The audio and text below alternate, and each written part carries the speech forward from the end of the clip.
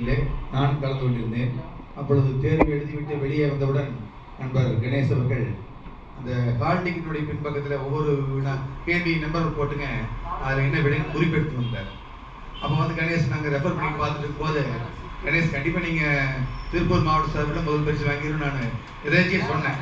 அது நடந்தது. உண்மையிலேயே 3 பேரும் அது சிறப்பாக செயல்பட்டு ரொம்ப சந்தோஷம். அது யூடியூப்லாம் போட்டு நாங்கள் பார்த்தோம். நம்ம மாணவர்களை வச்சிருக்கிற மாதிரி கடைசி சீரை சொல்லி அல்லது திருக்குறள் சொல்லி இது சொல்லுங்கலாம் கேட்கல. அது வந்து சுபவீரபாண்டியனுடைய பேச்சு போயிட்டு இருக்குதுங்க, ரகுவரன் பேசுகிற பேச்சு போயிட்டு இருக்குது, தளபதி படத்தில் அந்த ரஜினி பேசுறது போயிட்டு இருக்குது. திடீர்னு இது சம்மந்தமான ஒரு திருக்குறள் சொல்லியிருப்பாங்க. அப்படியெல்லாம் வித்தியாசமான அந்த யூடியூப்பில் நாங்கள் பார்த்த நேரடி நிகழ்ச்சியை. அப்போது அவங்க வீட்டுக்கும் போய் பார்க்கும்போது அவர் வந்து அவங்க அப்பாவுடைய உடம்பு சரியில்லாமல் இருக்கிற சூழ்நிலையும் கூட தொடர்ந்து அந்த திருக்குறள் முயற்சியில் போயிட்டு இருந்தார்.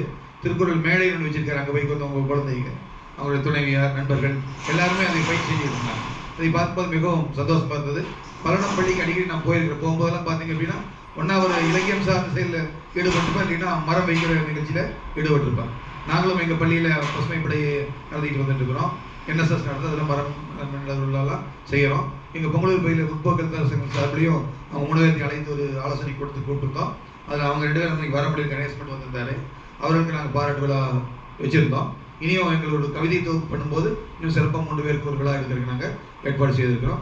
இவர்கள் அந்த பரிசை வென்றதன் மூலமாக திருப்பூர் மாவட்டத்துக்கு ஒரு சிறப்பு கிடைச்சிருக்குது.